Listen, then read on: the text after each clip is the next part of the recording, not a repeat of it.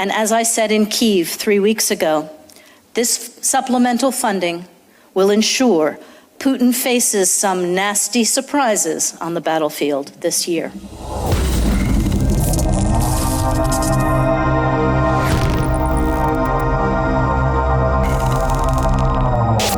Tervitused kõikidele vanglaplaneedi sõpradele ja tere tulemast vaatama järjekordset Panoptikumi. Saate avaldamise kuupäevaks on küll 1. aprill, aga kuna tegemist on ikkagi surmtõsise formaadiga, siis ma otsustasin, et ma ei hakka tänasesse videosse mingisuguseid nõmedaid väljamõeldud uudiseid sisse panema, nagu mõnel pool selle päeva puhul kombeks on. No, nagu näiteks midagi sellist, et USA sõjavägi plaanib Kuule raudtee ehitamist või et Pärnusse planeeritakse ehitada metanoolitehast. Või ma ei tea, kasutan tehisintellekti ja loon näiteks pildi, millel on kaitseminister Pevkur oma kaitsetahte pusaga ja tema kõrval seisavad näiteks Maksu- ja Tolliameti peadirektor Raigo Uukkivi ning rahandusminister Mart Võrklaev, kellel on siis omakorda seljas mingisuguse veel tobedama kirjaga pusa, näiteks ütleme maksutahe. Ei, see ei ole selline saade. Siin nalja ei tehta ja räägime tõsistel teemadel. Ning üks väga tõsine intsident juhtus eelmise nädala teisipäeva öösel USA's Baltimore'is, kus tali nime kandev kaubalaev Francis Scott Key silda rammis, mille tagajärjel sild suures osas kokku varises. Siiani on veel selgusetu, mis laevaga täpselt juhtus, et midagi sellist üldse toimuda sai, ja uurimine on keskendunud mitmele võimalikule põhjusele. Ühe võimaliku variandina uuritakse, kas laeva elektrisüsteemi probleemid võisid tekkida saastunud kütuse tõttu. Uurimusega seotud allikate sõnul hakkasid laeval tuled vilkuma juba teekonna alguses, tund aega peale väljumist, viidates esimeste elektriprobleemide tekkimisele. Sadamalootsi ja tema assistent teatasid enne kokkupõrget silla konstruktsioonidega elektriprobleemide ja tõukejõu kadumisest. Laeval viibinud ohvitseri sõnul lakkasid töötamast rool, elektroonika ja mootorid, mis viis laeva kontrolli alt väljumiseni. Masinaruumi täitis kärssanud kütuse hais ning valitses täielik pimedus, kuid hädakutsung jõuti enne õnnetuse toimumist ikkagi välja saata. Asjatundjate sõnul võib saastunud kütus tõepoolest põhjustada laeva peamistes generaatorites tõsiseid probleeme ja selline olukord võib jätta laeva ilma vajalikust tõukejõust, kuna abigeneraatorid ei suuda peageneraatorite ülesandeid täielikult üle võtta ning nende tööle hakkamine võtab ka aega. USA riikliku transporditurvalisuse ameti juhataja Jennifer Homendi sõnul võetakse uurimise käigus vaatluse alla laeva ekspluatatsiooni ja ohutuspäevikud ning omaniku ja operaatori vastavad dokumendid. Uurijad püüavad kätte saada ka laeva salvestusseadmeid, mis võiks pakkuda täiendavat teavet juhtunu kohta. Küsimusi on tekitanud Valge Maja ja föderaalvalitsuse reaktsioon koheselt välistada elektrisüsteemi rikke põhjusena küberrünnakut või sabotaaži, arvestades uurimise varajast staadiumit. Kuigi ka peavoolumeedia kaldub sellist võimalust välistama, ei ole paljud analüütikud seda võimalust täielikult kõrvale heitnud, arvestades praegust keerulist rahvusvahelist olukorda. Kodumaale lähemale tulles, siis Eesti Panga värske prognoos kinnitab, et meie riigi majandus on tõusulevel. Ja veel üks hea uudis on see, et uuest nädalast saab kõvasti suuremat kodulaenu võtta. Ja kui niimoodi juba pakutakse, siis on kindlasti mõistlik võtta. Eriti kui arvestada hiljutist Euroopa Keskpanga uuringut, milles selgub, et maakera soojenemine ja kuumalained tõstavad toiduainete hindu ja kiirendavad tulevikus inflatsiooni kogu maailmas. Ja nagu selgub Eesti esimesest rohelise elustiili portaalist Pioneer, siis Euroopa on maailma kõige kiiremini soojenev maailmajagu. Järelikult on Eestil lootus saada 5 kõige kuumema riigi sekka. Aga kui massimeedia uudiseid sirvida, siis jääb mulje, et vist ei olegi enam ühtegi valdkonda või nähtust, mida inimtekkeline kliimamuutus ei mõjutaks. Nüüd püütakse meid veenda juba ka selles, et see põhimõtteliselt olematu kogus kasvuhoonegaasidest, mis inimtegevuse tagajärjel atmosfääri satub, see väike kübeke süsihappegaasi, ilma milleta elusloodus siin planeedil ei eksisteerikski, see on nüüd tekitanud kiire Gröönimaa ja Antarktika jääkihtide sulamise ning planeedi kuju on sedavõrd muutunud, et see mõjutab maa loomulikku pöörlemist. Lahendused selle väljamõeldud probleemiga tegelemiseks on samuti põnevad. Kui inimestele räägitakse pidevalt, et lennureisid on planeedile kahjulikud ja neid peab vähendama, siis samal ajal planeeritakse hakata ehitama maailma suurimat lennukit, millega siis maailma päästvaid tuuleturbiinide labasid mööda maailma laiali tassima hakatakse. Windrunner on lennuki tüüp, mida seni veel keegi näinud ei ole ja mis ehitatakse spetsiaalselt selleks, et vedada hiiglaslikke tuulikute lavasid ning ettevõte lubab muuta lausa revolutsiooniliselt seda, kuidas ülisuurte veoste õhutransport tulevikus toimuma hakkab. Ka Eesti Energia tütarfirma Enefit Power annab oma panuse kliimamuutusega võitlemisse ja paneb 1. aprillist kahjumliku Balti elektrijaama koostootmisploki vähemalt aastaks seisma. Soojusenergia tootmine jätkub elektrijaama gaasikatlamajas. Juhitava reservvõimsuse hoidmise kohustus tagatakse Auvere elektrijaama ja Eesti elektrijaama energiaplokkidega. Maagaasi ja elektri hinna languse ning CO2 kõrge hinna tõttu ei ole põlevkivil põhinev elektritootmine enam turul konkurentsivõimeline.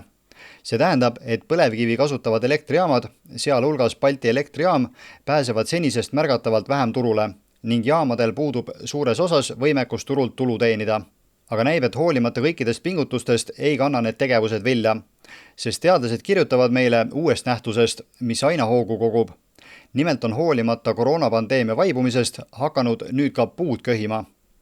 Uuringu kohaselt köhivad soojemates vööndites kasvavad puud, kuna nad ei suuda enam toime tulla atmosfääri kogunenud liigse süsinikdioksiidiga. See on sünge ohumärk, mis heidab kõrvale üldlevinud veendumuse, et taimed ja puud võivad aidata inimkonnal oma süsiniku jalajälge vähendada, vahendab futurism.com. Pennsylvania ülikooli geoteadeste dotsendi Max Lloydi juhitud uurimisrühm tegi šokeeriva avastuse. Palavamates piirkondades ei suuda puud ülemäärast CO2 siduda ja vähendada inimtegevusest tingitud kliimamuutuste kahjulikku mõju. Mis veelgi hullem, nad eraldavad ise märkimisväärses koguses CO2 atmosfääri tagasi. USA energiaministeeriumi andmetel neelavad taimed inimtegevuse tagajärel eralduvast CO2-st umbes 25%, kuid teadlased prognoosivad selle numbri globaalse soojenemise kiirenedes märkimisväärselt vähenemist.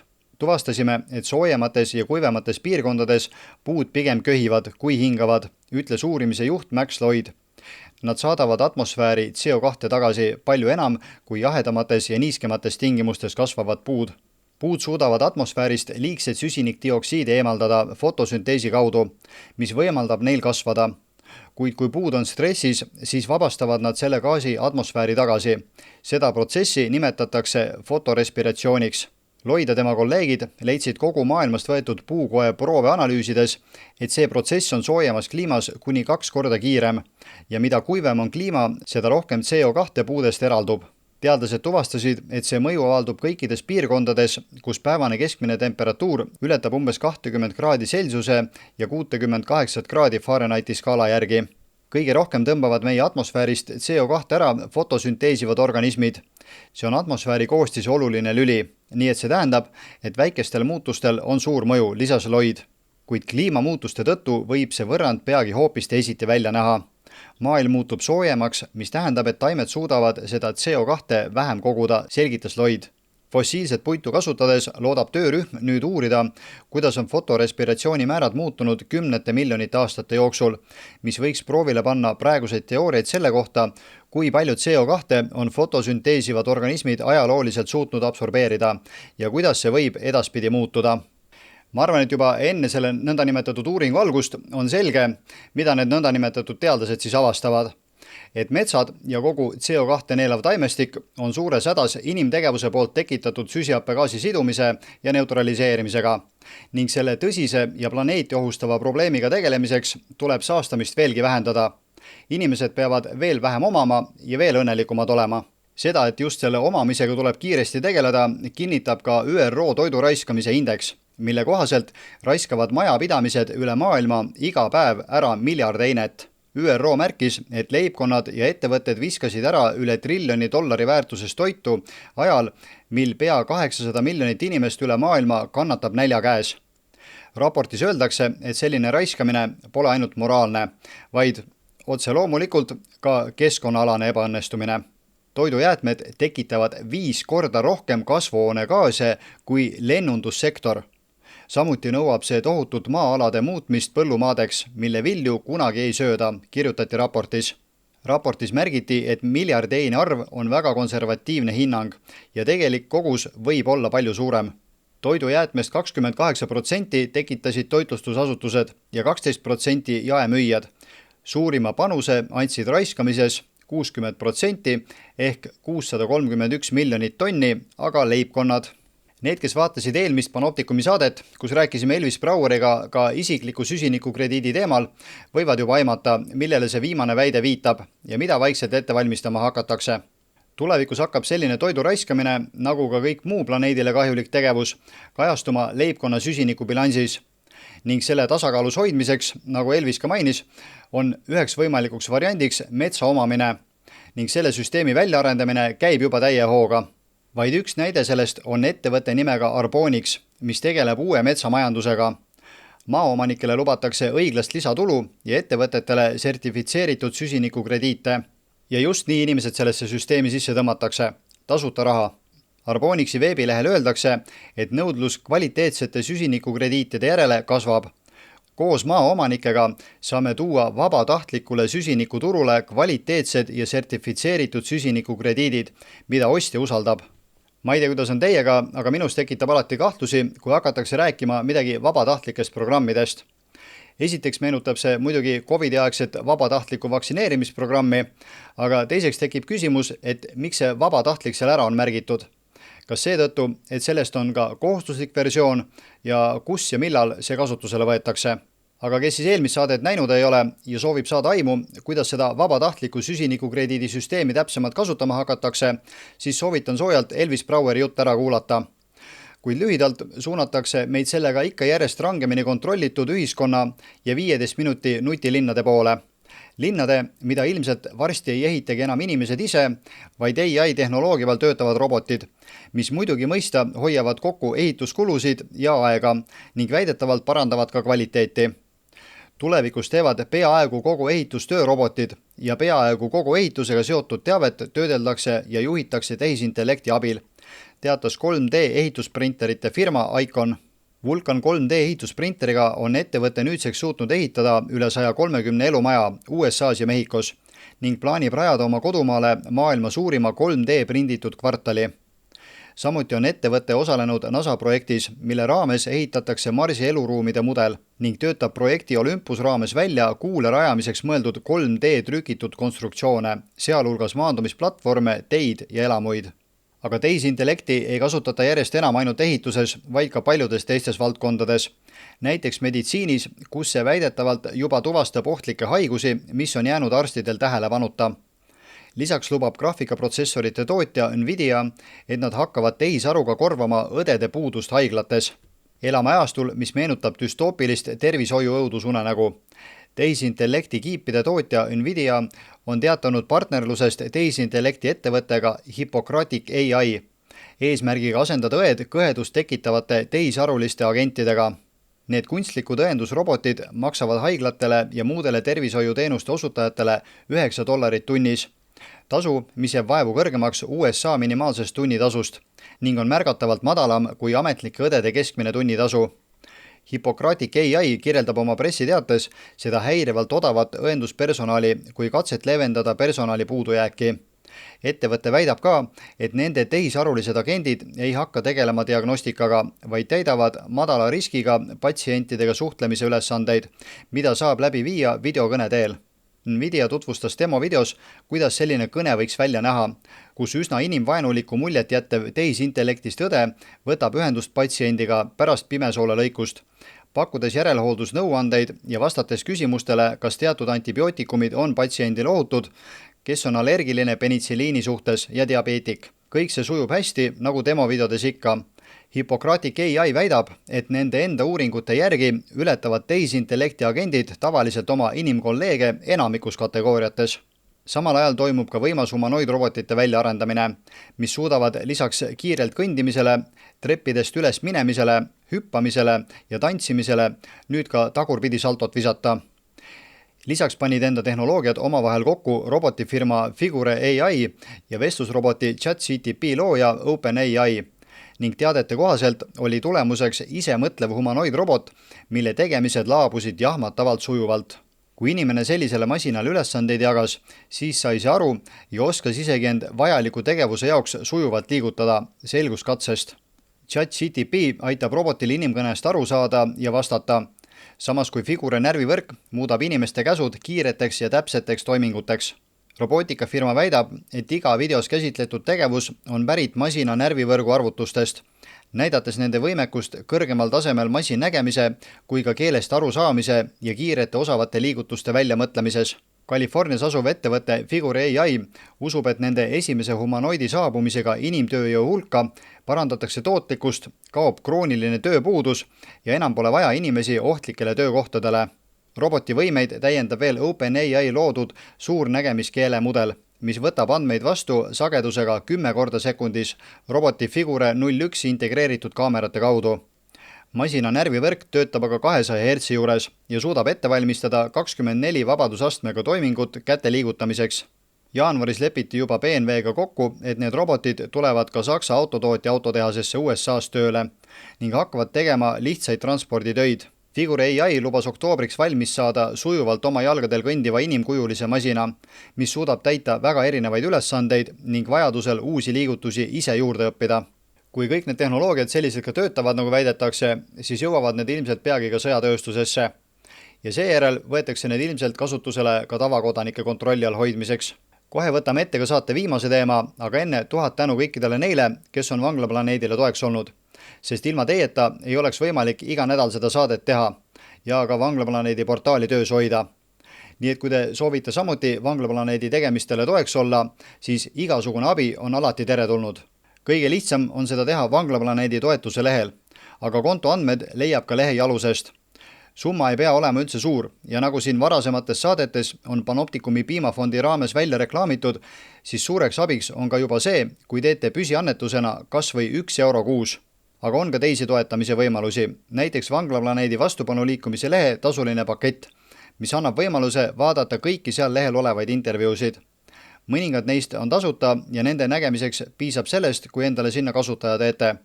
Aga osad on siis nähtavad vaid tasulise paketi liikmetele, tänutäheks selle eest, et nad on vanglaplaneedi portaalile toeks. Nii et kui soovite näha täispikka intervjuud näiteks Harri Raudvere, Sven Kivisildniku, Hannes Võrno või Elvis Braueriga, siis soovitan endale hankida vastupanu liikumise tasuline pakett, mille hinnaks on 5 eurot kuus. Või kui võtate selle näiteks pooleks aastaks, siis on kõigest 2,50 kuus. Samuti on võimalik vanglaplaneedi portaali tegevust toetada nii, et tellite endale midagi pärismaalase e-poest.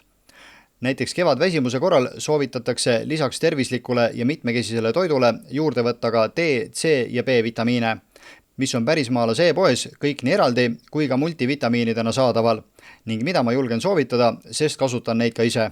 Lisaks tuletan meelde, et vanglaplaneedi lehel on käimas kampaania 100 vandenõuteoreetikut jõuab rohkem küsida, kui üks reformierakondlane vastata 2024.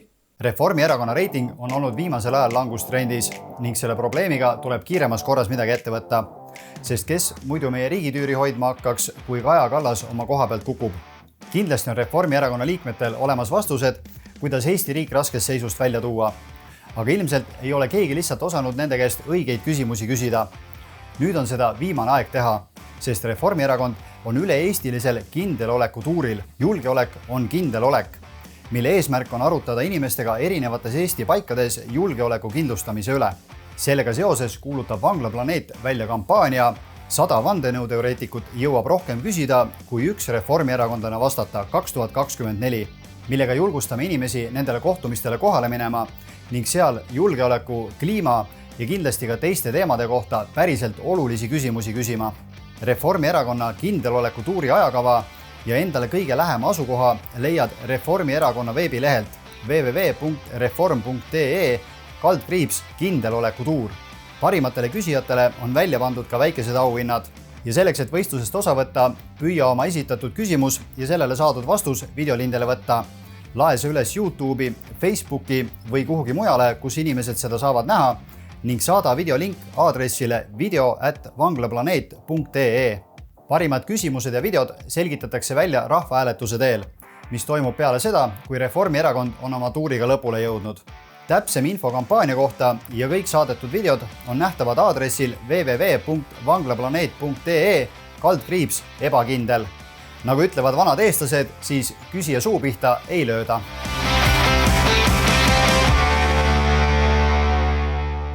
Järgmine Reformierakonna kindeloleku tuuri kohtumine toimub 2. aprillil Rakveres.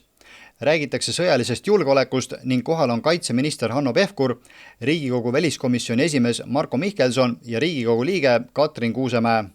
Asukoht on Rakvere Aqua Spa konverentsikeskus Parkali 4 ja toimumisaeg, nagu öeldud, 2. aprill kell 17.30 kuni 19.00.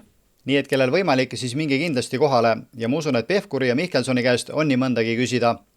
Ja kellel küsimuste ideid tarvis on, siis nii mõnedki leiab Vanglaplaneedi kampaania lehelt. Aga süveneme nüüd natukene põhjalikumalt sellesse, mis toimus 22. märtsil Venemaal Moskvas Seekordses kontserdisaalis. Erinevaid võimalusi on selle kohta nii palju, et mina ei julge täpselt ja kindlalt väita, milline neist see kõige õigem on. Aga seni, kuni mingisuguseid raudkindlaid tõendeid ei ole, tuleb arvestada nende kõikidega.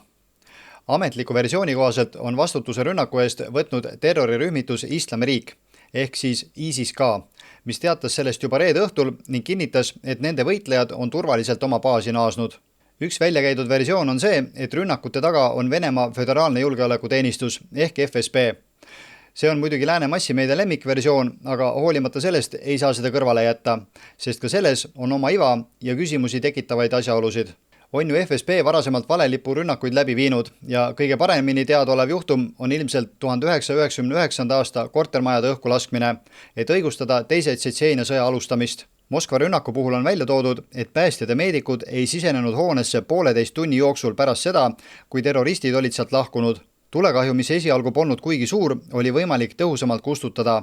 Havata saanud inimesi oli võimalik hoonest välja tuua, aga seda ei tehtud. Kahtlemata oli FSB ülesanne küsitleda omal käel hoonest väljunud inimesi ning teha kindlaks, et tulistamine on ammu lõppenud ja päästjad oleks saanud siseneda. Samuti on märgitud, et Crocus City Halli turvakaitsesüsteemid olid igati töökorras, kuid toimunu põhjal võib järeldada, et need lülitati täielikult välja ning samuti said terroristid rünnakuks pikaajaliselt ette valmistuda. Aga see viib mõtted paratamatult võimude seotusele.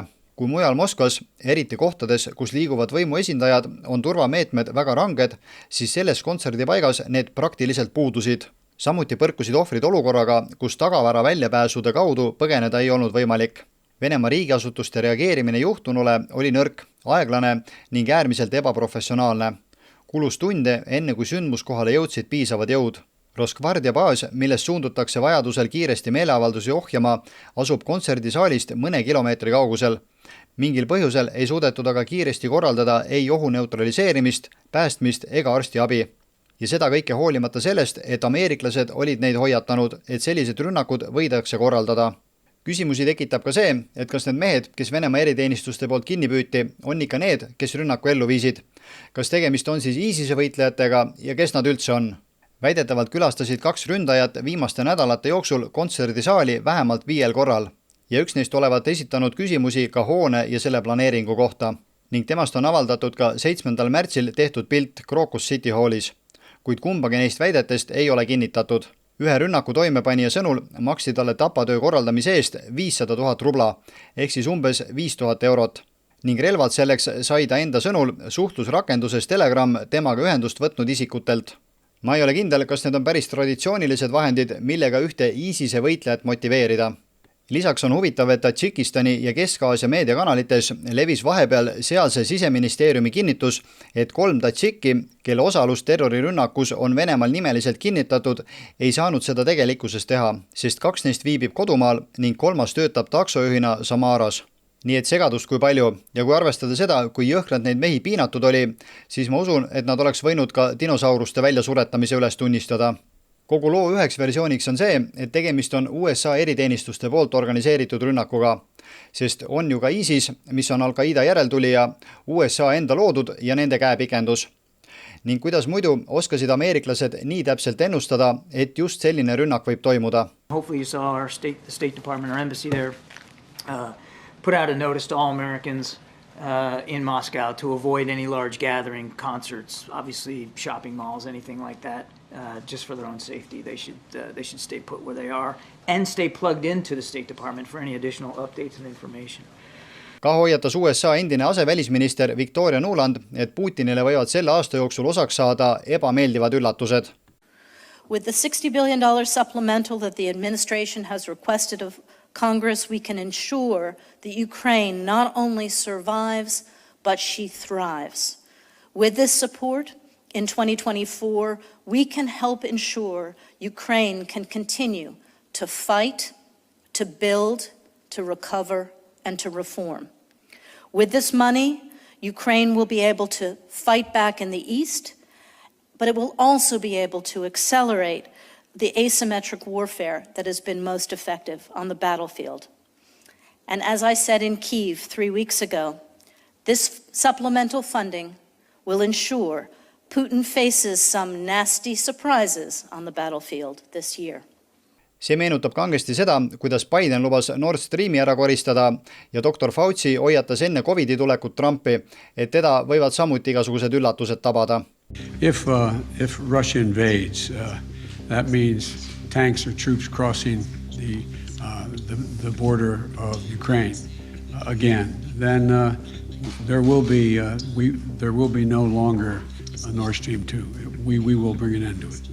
There is no question that there will be a challenge to the coming administration in the arena of infectious diseases, both chronic infectious diseases in the sense of already ongoing disease, and we have certainly a large burden of that, but also there will be a surprise outbreak. Muidugi tekib küsimus, miks oleks USA-l vaja sellist asja korraldada.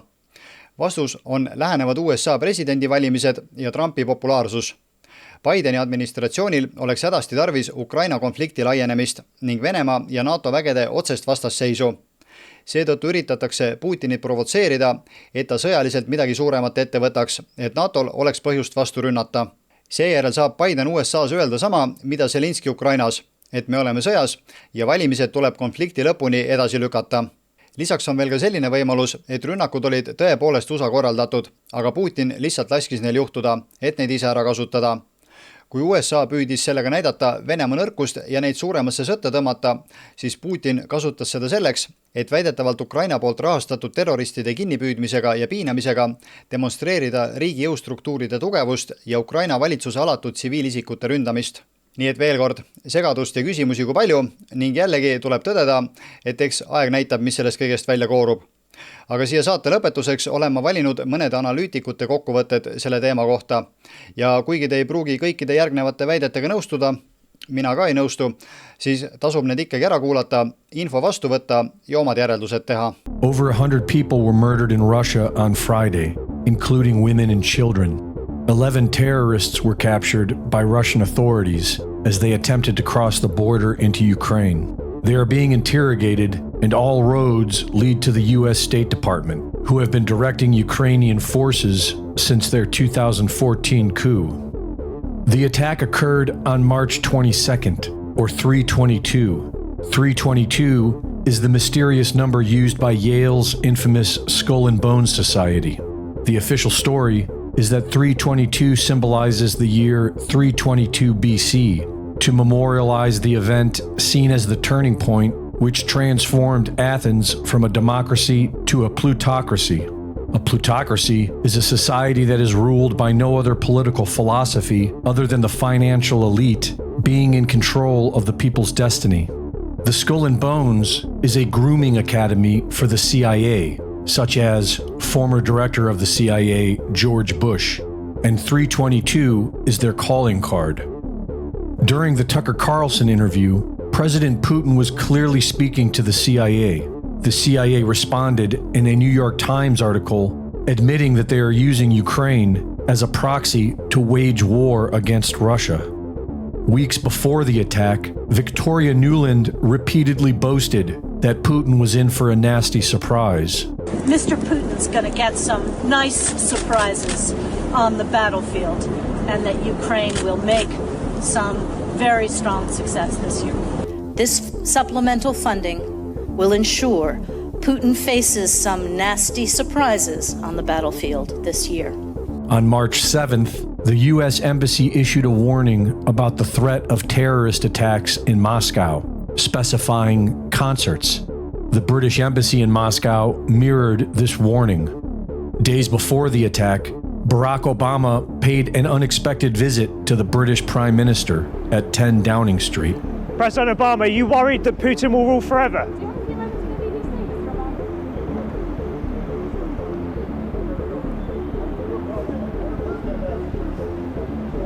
President Obama, why should we care about democracy in Russia? Do you have a few moments? Did you just Will you speak to us? Come and have a chat with us for a minute. How did it go? What did you talk about? Within hours of the attack, and without any evidence, the U.S. government blames the attack on the Islamic State, and says that Ukraine is not involved. The very next day, while Russians were grieving, CIA mouthpiece The Washington Post gloated how the US had prior knowledge of the attack and people still died. It has been noted that the terrorists were either professional assassins or trained by Western forces, for they were demonstrating NATO training methods, such as shooting in small bursts, trigger control, and proper mag reloads. For anyone with eyes to see, this is the modus operandi of the West.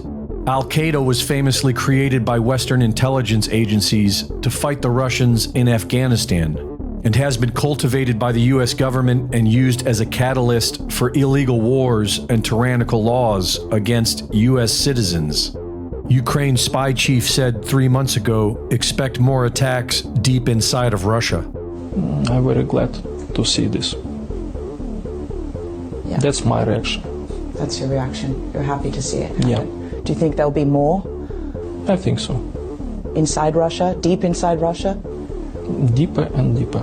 Dmitry Medvedev said that everyone is asking him what to do. He answered that those who were caught need to be killed, but it's much more important to kill everyone involved, everyone who paid, who sympathized, and who helped. Kill them all. Now, ISIS, the Islamic State, is claiming responsibility for this, a group we haven't heard from in over a decade.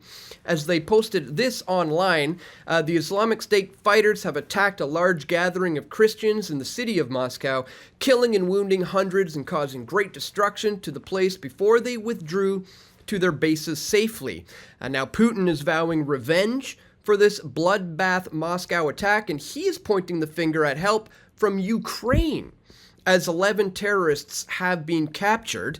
Now, Ukraine's military intelligence is saying that this Moscow shooting is a deliberate provocation by Putin's special services, and there is indeed a history of that, as I pointed out in this video yesterday. Let's not forget about what happened with Putin, Russia, and Chechnya. I'll put a link to that in the description below.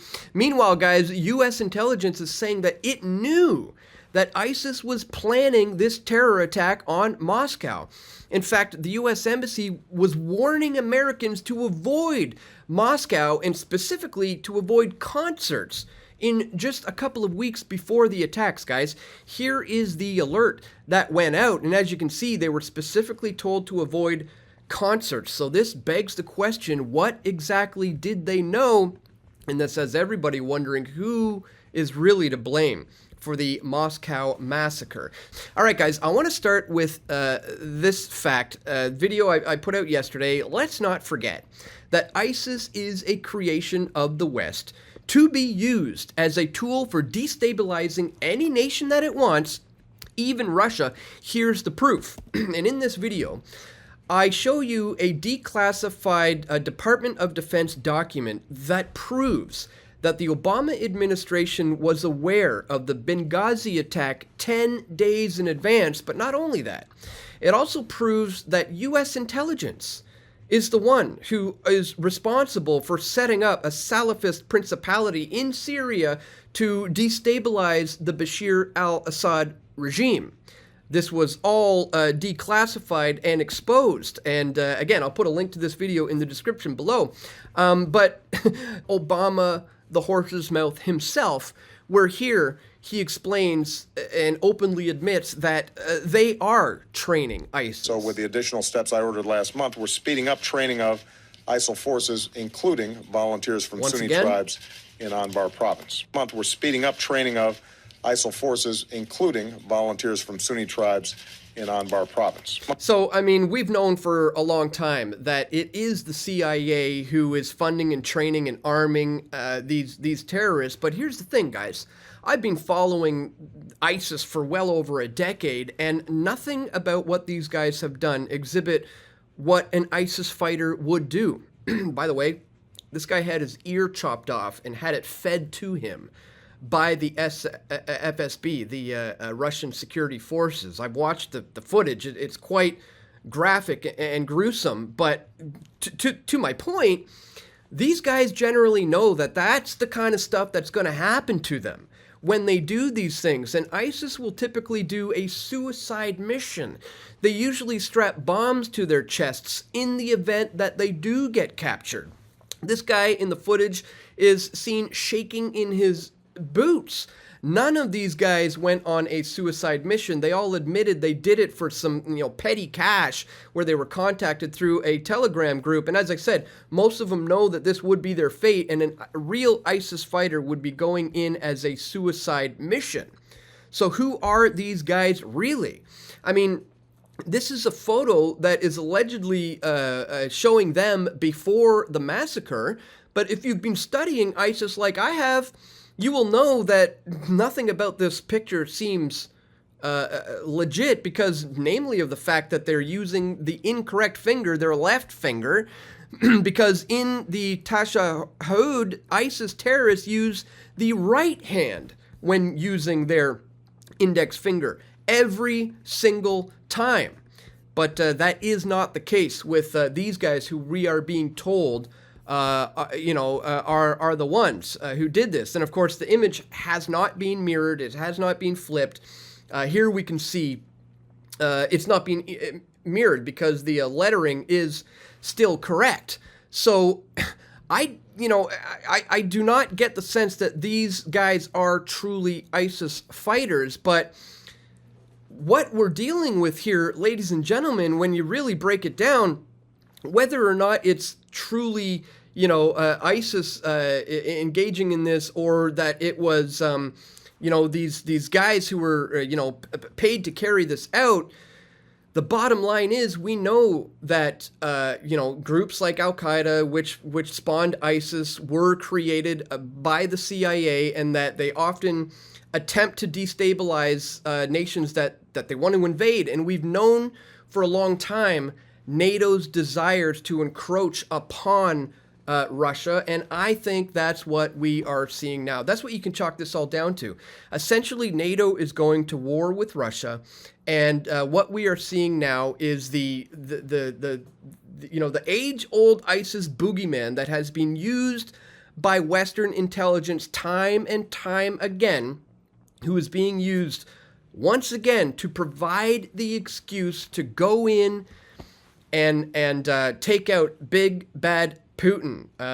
However he decides to respond to this does remain to be seen. So just wanted to bring all of this to your attention, ladies and gentlemen. Nothing about this seems like it is a legit, organic, ISIS attack. Again, we haven't heard from these guys in like 10 years, and then just all of a sudden, out of the blue, they decide to attack Russia. It doesn't make any sense unless you consider the very real possibility that the CIA, that the US, that NATO and their allies have an agenda to encroach upon Putin and Russia. They've been doing so for well over a decade now, and it is culminating into this attack that just happened on Friday night, which over the next 48 hours, this truly could spiral out of control. As I said, it remains to be seen what Putin's going to do about this, but just wanted to bring it to your attention today, ladies and gentlemen, that this whole notion that it's ISIS seems very, very fishy to me. None of it is adding up when you consider the history of how these guys operate. And now also, I will remind you, there is a history of false flags, sometimes, being blamed on Putin, sometimes being blamed on Ukraine. I will put a link to my video exposing how Putin has used false flags in the past in order to drum up support for his wars of aggression there in Russia. So I'll include links to everything in the description below, guys. But just wanted to bring all of this to your attention. Again, let's not forget that it is NATO who has been, pushing this war on Russia for a long time. And I'm not sitting here saying, Putin is some sort of angel or anything. Not by any means.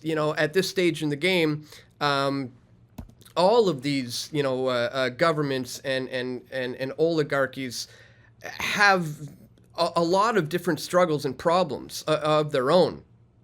But right now, what we are seeing is a potential catalyst for World War III. I hate to sound so alarmist, but this is a big deal, what just happened on Friday night, and they are attempting to point the finger of blame at the age-old, CIA asset boogeyman of ISIS. I'm not buying it. People need to know, what is this Crocus City Hall?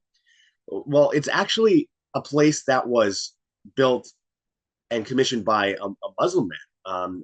It's insane that people are believing that, for no reason, ISIS is going on Ramadan to break with their own religion, to shoot up a bunch of innocent people in a place built by Muslims in a country that's one of the most pro-Muslim countries, Russia, which has been helping, people in Palestine, and which has been helping Iran and helping other countries, the Houthis as of recently, which I'll go into later. Like literally the day that they say that they're going to be helping the Houthis, why would ISIS possibly attack, this venue, killing a ton of people, by the way? Syrian girl on Twitter says, what happened in Moscow was a military level attack. The terrorists appeared to have some kind of training. Are you telling me a bunch of crazy randoms decided to attack Russia but not Israel in the midst of the threat on Al-Aqsa Mosque? Yeah, exactly. I mean, it's so absurd to even contemplate that they would attack Russia and not Israel. I mean, it's absurd because, of course, Hamas and ISIS and Al-Qaeda are Israel and the CIA, etc. And we know that Israel has been arming and funding Hamas for years. We know ISIS was armed and funded for years by the U.S. government. It goes without saying, Al-Qaeda, the Mujahideen, Taliban, etc., the Muslim Brotherhood, ISIL, all of these groups. The Arab Spring was largely the U.S. And Israel taking over the region and committing coups. Same thing we see in Ukraine right now. Moscow attack terrorists planned to flee to Ukraine. See, this is so perfectly framed. This is what the FSB says, the current version of what is the KGB, its intelligence community in Russia. Russia's domestic security service has reported that 4 assailants were detained in Bryansk region near the border. So they suddenly got away that far that fast. I mean, come on. It's so crazy. They're planning to go to Ukraine. Yeah, okay, escalate war with Ukraine, say that it was Ukraine that's funding ISIS, and that, blah, blah, blah, blah. Ukraine is a proxy of the U.S. government and Israel right now. And of course, ISIS is a proxy of both of those things as well. So it goes without saying they're trying to prompt chaos in order to get order. That's how that works. India's Prime Minister condemns heinous terrorist attack in Russia. Narendra Modi has said that he stands in solidarity with Moscow following an attack that left 60 dead and over 150 wounded.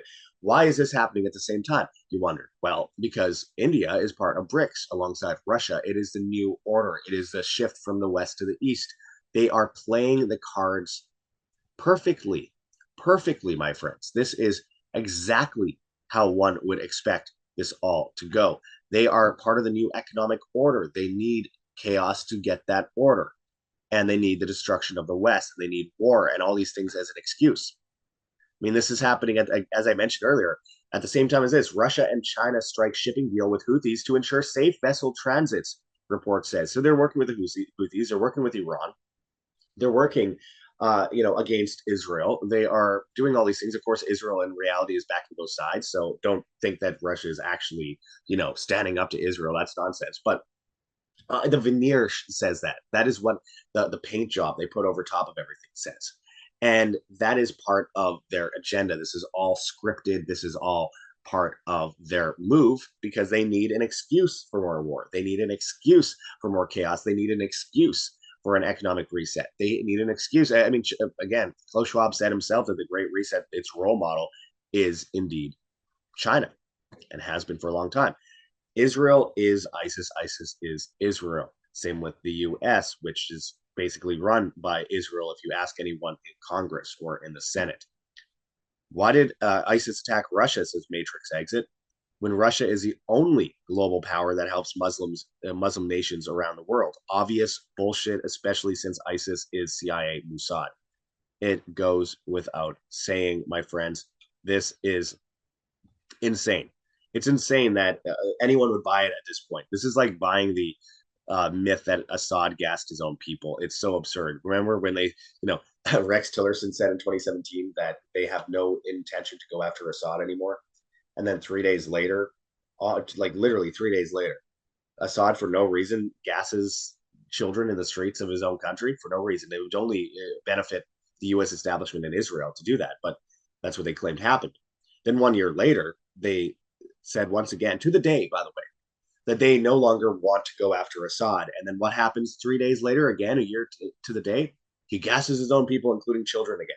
We called it out from the very beginning. In fact, we said there would be a false flag 3 days before there was an attack in Syria that they claimed was Assad. And people said we were crazy. Well, of course it happened because they need order out of chaos as always. And now the U.S. government itself says they never had any evidence that was true. And the Afghanistan papers show similar things. They had no evidence that Afghanistan was involved in this or that, etc. They create a narrative, get a reaction. Their solution is a crisis, which causes another reaction. It just goes in circles. It's a Hegelian dialectic, problem, reaction, solution, repeat. And that's what we're seeing here. Again, ISIS, Al-Qaeda, the Taliban, Mujahideen, Muslim Brotherhood, all these groups were armed and funded by the U.S. government in Israel, and Hamas was the same. So when they say, oh, well, Hamas is killing these people on October 7th, which, Egypt warned of 10 days ahead of time, and the intelligence community in Israel said 2 days ahead of time that would happen, and then Israel had a document, a Jericho Wall, which they talked about like a year earlier that would happen at that time, and then they moved the concert to the border with Gaza at that exact at the last second. And then they open the fence and stand down for 3 hours as they attack. And then they go in retaliation, they go with helicopters and end up shooting their own people. That's Israel. And then, of course, Hamas at the end of the day was created by Israel and armed and funded by Israel. And then they start a war in Gaza and kill tens of thousands of people, including children, and they attack hospitals because they say there's tunnels underneath, but Israel built the tunnels in the first place, and they go there and take obviously framed photos of guns next to x-ray machines that would have been magnetically destroyed if they were actually sitting there. It's absurd. Whole thing is absurd. Yeah, Hamas is hiding guns behind an x-ray machine in a magnetic room. Okay. The whole thing is absolutely absurd. And this is as absurd as anything, because this is going to lead to more conflict. This is going to lead to a bigger crisis. This is going to lead to further attacks and potentially on the US and Canada and Britain and parts of Europe. And it's going to lead to more false flag attacks throughout Europe, exactly as I predicted. Of course it was. It always was going to be this way. And it's all order out of chaos. They want the new economic reset. They want to destroy the supply chain. They want to conscript you, and they need to destroy their own empire, the Western empire that is. And how do they do that? Well, they don't have any arms. They gave away all their stockpiles to Ukraine. So now they have to go send people to war. The American War College and, of course, the UK government have both said they wanted to conscript people to war. And they are decommissioning ships. They don't have the weapons. Russia has the biggest nuclear arsenal in the world, if you believe that that's even a thing. And they have set themselves up for failure by design. And it works perfectly because, you weaken people with inflation for years. You weaken the Western empire. You weaken the culture. Then hyperinflation sets in. They have to shift to a new currency. The new currency is a CBDC with carbon credits and social credits attached to a unified ledger attached to 50-minute cities. They use a climate agenda. They use war to destroy the food supply. So you end up with, of course, food rations. And that basically seals the deal, the end of the West and the move to the East. And just happens that the new world reserve currency comes out this year, and according to BRICS. And it will be digital. It'll be based on gold, quote unquote, but it won't really be gold. You won't be able to touch the gold. They can create as many IOUs as they want. And it'll be forced on you in your 15-minute city, forced into your neighborhood, stop from eating meat, stop from eating anything other than bugs and mRNA food, and of course, all through rations based on how nice you are to the government and how subservient you are, and based on the Chinese model and the zero COVID policies, which they use as a trial run for this worldwide. So people don't realize how all these things are connected. The eugenics experiments are connected to this. I mean, that was part of the agenda with the COVID nonsense and the hoax. So they, connect all these things together for the perfect storm. And that's what we're witnessing. the perfect storm, my friends. So I think we have to understand not just the Cold War, the Great Game. This is the old, you could say, Anglo-American establishment model of the way to control and have dominance on the global sphere is by controlling the Eurasian heartland. This is called the heartland theory of Halford Mackinder. And as we move up into the Cold War period, CIA operatives like Miles Copeland, for example, in his famous book, Game of Nations, I've lectured through that entire text, has an entire chapter where he discusses the usage of terror. He says that the older model of the CIA prior to his days was to promote things like a more progressive model of pan-Arab nationalism, but they found that that didn't really work. So they chose the older British intelligence model where they utilized the Muslim Brotherhood and other entities like that, I'm speaking of British intelligence there, to then commandeer and use radical Islam as a tool, as a skeleton key on the part of the CIA, particularly during the Cold War.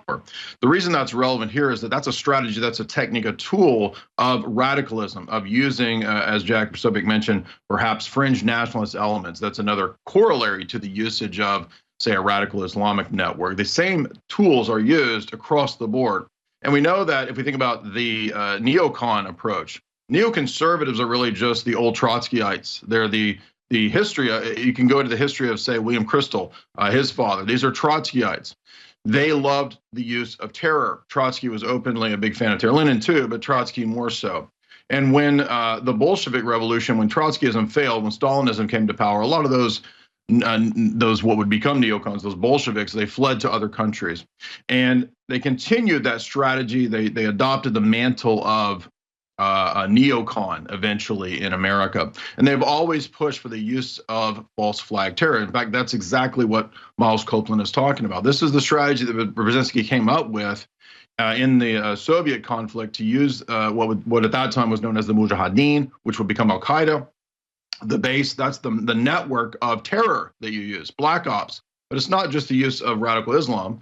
The far right was also used as terror, as cells, as we mentioned earlier with Operation Gladio. Gladio was the P2 recruitment strategy that was masterminded by people coming out of the OSS and CIA, the Special Operations Executive of British Intelligence and Black Ops, as well as Kissinger and others, to have these cells set up to, at any point, be triggered to operate all throughout Europe, by the way, and then engage in events at theaters, at religious sites, so forth, public venues, malls. Fletcher Prouty mentioned similar types of operations that he was involved in his book. So this is a well-known strategy, well-known technique that we see the pattern in the past in these admitted and declassified operations. So again, neoconservatism, they love the soft power approach, the soft approach of things like humanitarian cover, things like National Endowment for Democracy, things like Carnegie Endowment, all of which, for example, have been in Russia in the past, promoting things like color revolution. We forget it. We can't forget the long black ops and espionage events that have occurred going back to Litvinenko, the supposed poisoning by agents of Putin.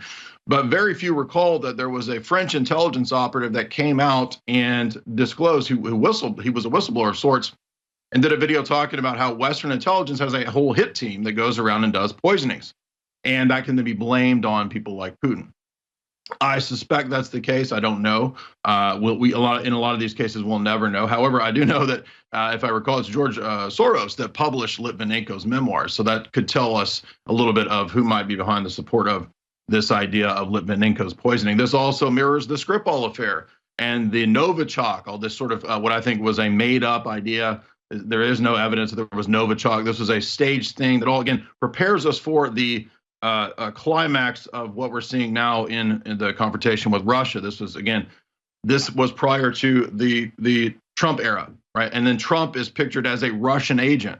That was all nonsense, but it also plays into the narrative of this new Cold War, of this revitalized great game. And again, what is this ultimately about? Controlling the Eurasian heartland, the energy corridors that are there. That's why the Nord Stream pipeline, I think, was sabotaged by Western intelligence. I think that's pretty obvious. Who they used, it doesn't really matter. We know who has the motive here, but who specifically was the team, we don't know that.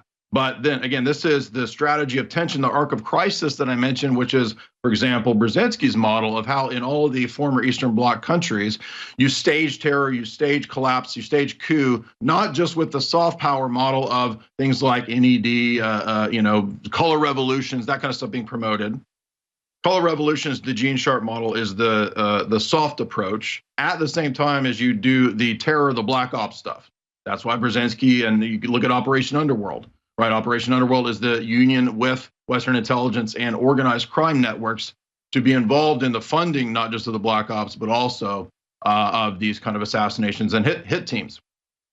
So there's a long history of working with hit teams, organized crime, assassins, black ops. We saw, for example, the Maidan coup of 2014.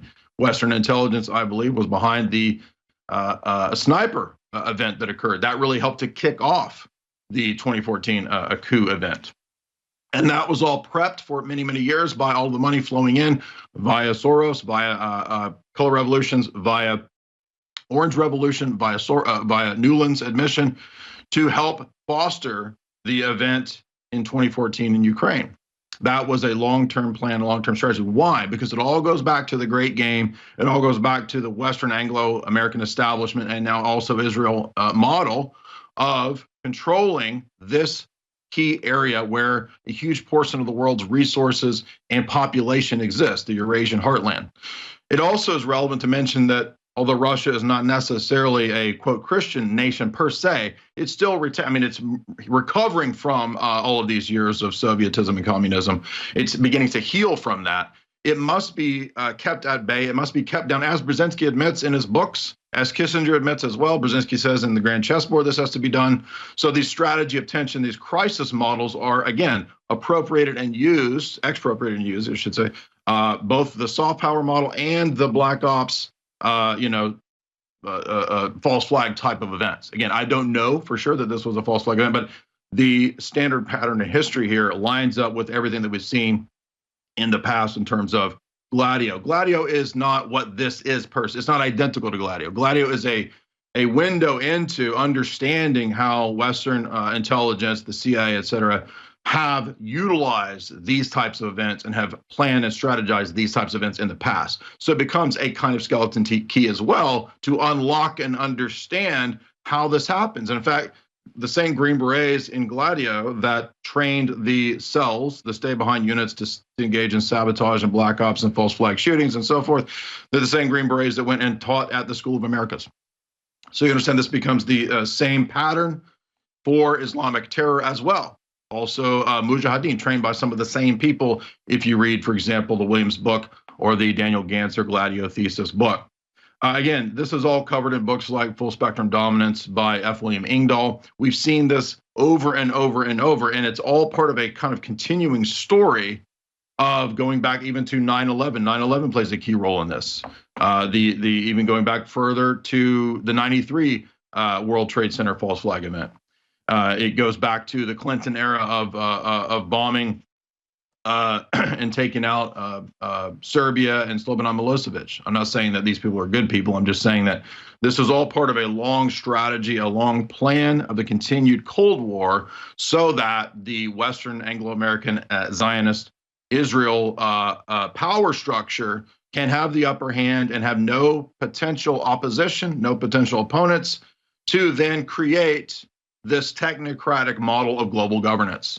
So this is just part of a long strategy, a long game for dominance, for full spectrum dominance, and to then bring in gradually, as they're already rolling out now, the World Economic Forum, Skynet model as we see in front of our face, right? COVID was another example of this. COVID played very strongly, very, very well into the narrative of the rollout of the new phase of the business plan to bring about the technocratic agenda.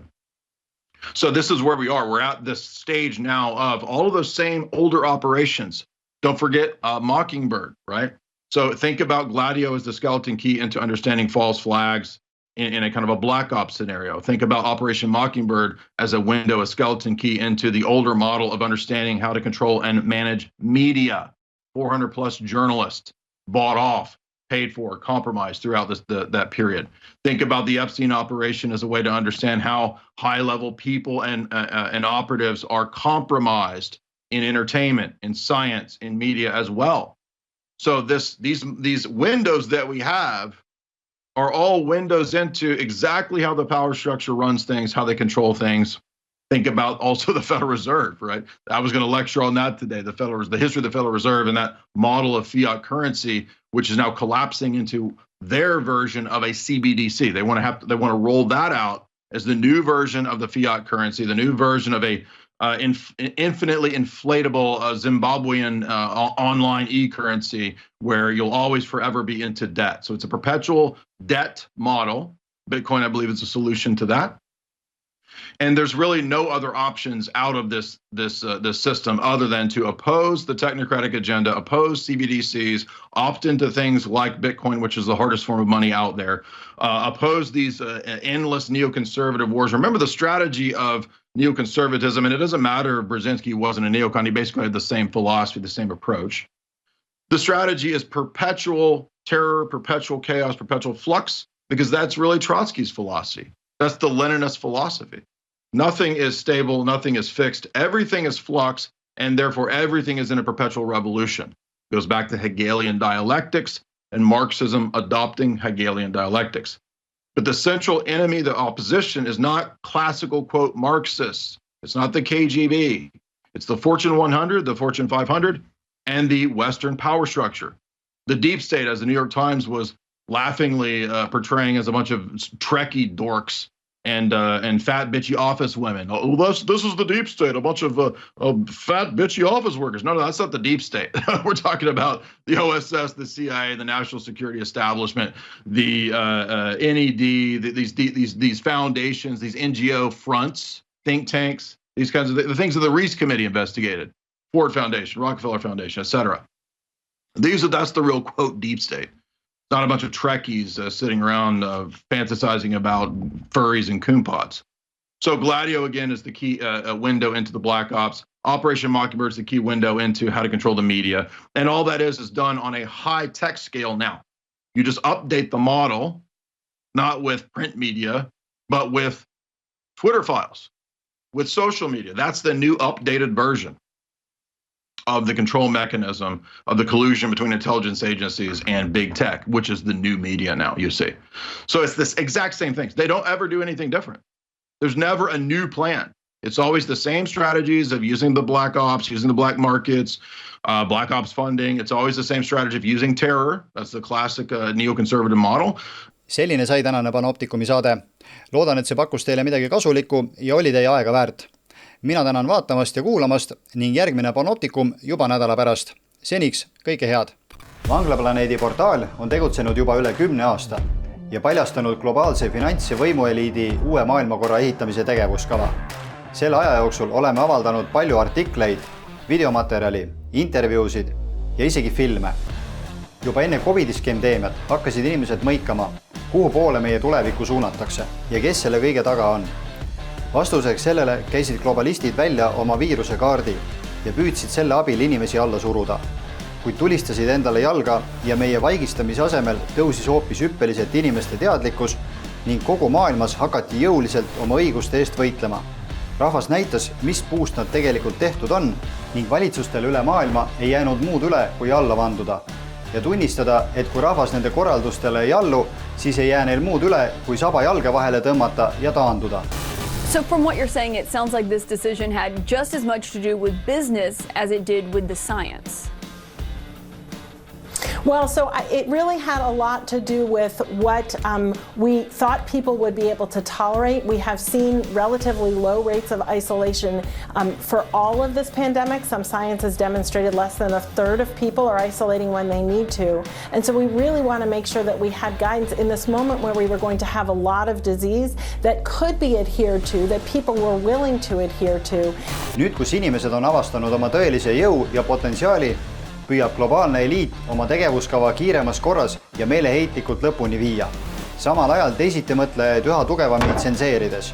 Just see on tõestuseks, et info levitamine on üks efektiivsemaid relvi globalistide plaanide nurjamiseks.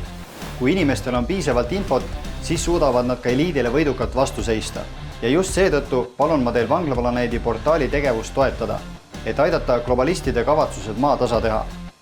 Ei ole absoluutselt vahet, kuidas te seda teete. Kas levitate seda videot või ükskõik millist vanglaplaneedi lehematerjali. Liitute vastupanu liikumisega, et näha põnevaid intervjuusid, tellite endale midagi veepoest või teete lihtsalt rahalise annetuse.